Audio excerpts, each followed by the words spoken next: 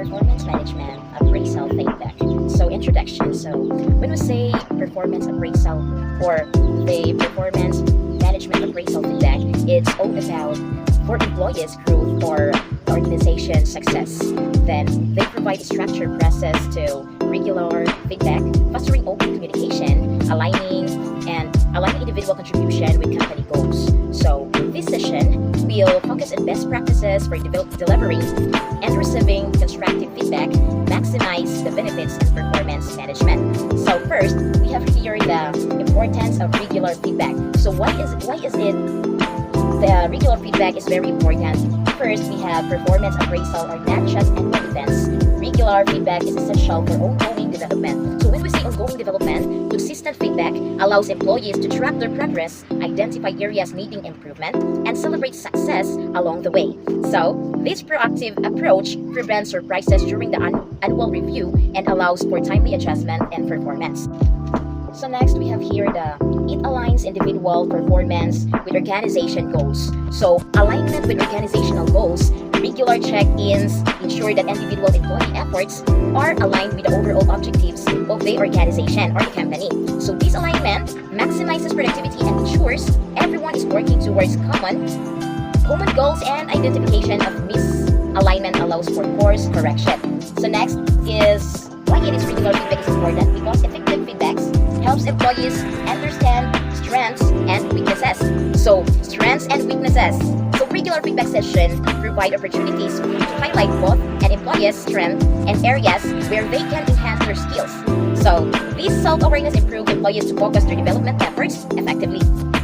So next here, the last one, why is it the regular feedback is important, is it fosters open communication and improve the employee and manager's relationship. So relationship between the boss and the employee. So improve communication and relationship. Frequent constructive feedback fosters a more open and trusting relationship between the employees and their managers. So it creates a communication and the communication of the organization. So it is very important, right? So another subtitle of our topic, which is the performance management appraisal feedback, is delivering constructive feedback. So why is it important? First is we have to follow the sandwich method and focusing on behavior, not personality. So why it is just like sandwich method? So first is the bread, which is the positive comment, and next layer is the feeling, which is the constructive criticism. Then the last one is the bread also, so the positive comment. So that's why process positive comment, constructive criticism, and last is the positive comment also. So this approach makes the feedback easier to receive. So first is start with positive feedback to build rapport. So giving a helpful feedback is the main idea. The best way to give feedback is to be kind, specific, and focus in actions, not the person. So how to do it? Well, use the sandwich method. So I discussed it before we start discussing the process. So first is start with positive feedback to build rapport is something like start with something good, pointing out something the person did well. This makes them feel good and more open to hearing about areas for improvement. So next one is the address areas for improvement using the sandwich method. So talk about what needs improvement. Now, discuss areas where you can improve. Be specific instead of saying you're disorganized. Just say, I noticed the reports were a bit late this week and it made it hard to meet the deadline. So focus on the actions and their effects, not on judging the person's character. So next one is focus on specific behavior and their impact, not on personal traits. So end a positive note, finish by highlighting another strength or positive aspects of their work. This leaves them feeling encouraged and ready to work on the suggestions. So last one is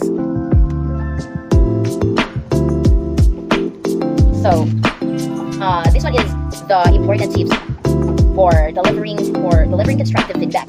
So use I statements to avoid sounding accusatory or just like this.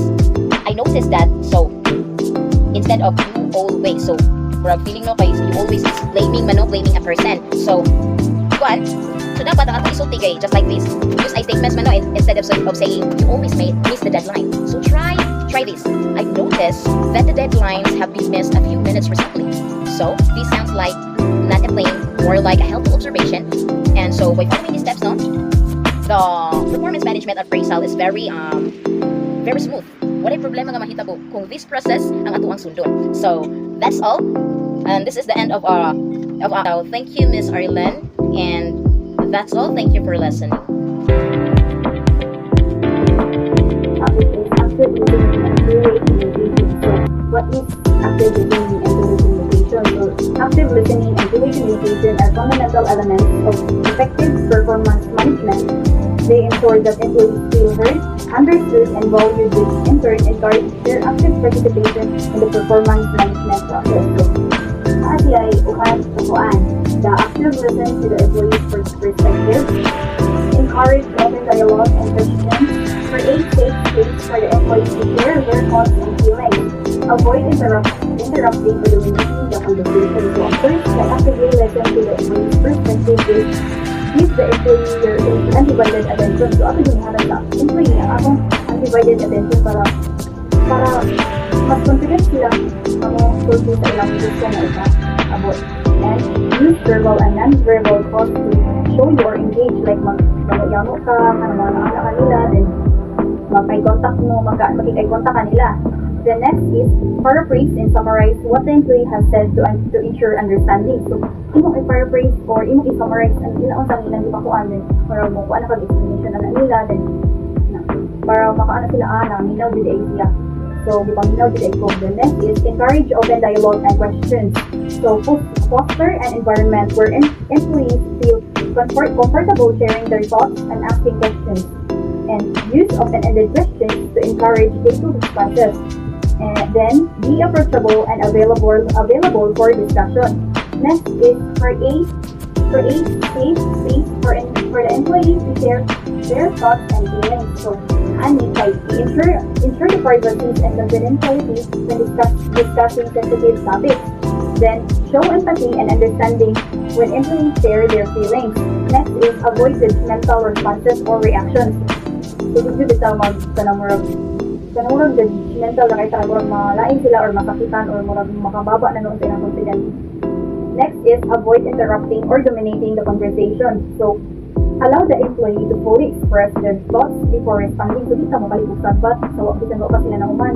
Dapat ako silang pangumanon. Next is practice patience and self-control during conversation. Then, ensure the conversation is balanced with both parties having equal opportunity to speak.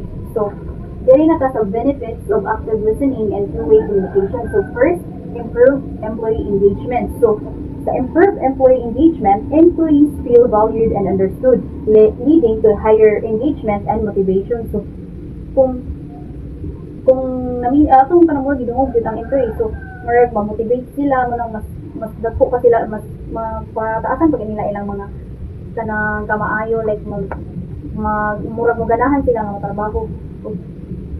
The next guide, better understanding of expectations. So, clear communication ensures that employees understand what is expected of them, reducing confusion and errors. So, murag magkaklaro ay mo kung unsa jay expectations sa company.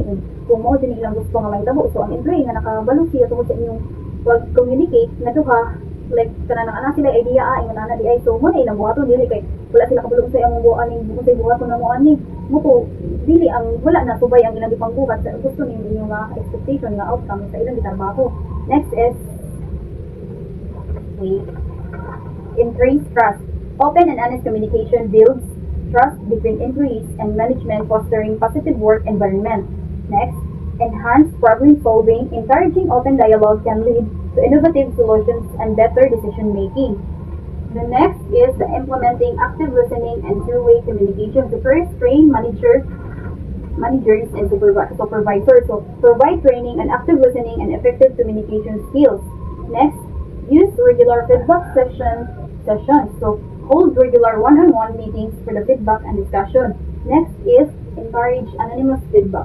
So encourage anonymous feedback, provide channels for employees to give feedback anonymously, ensuring their voice are heard without fear of.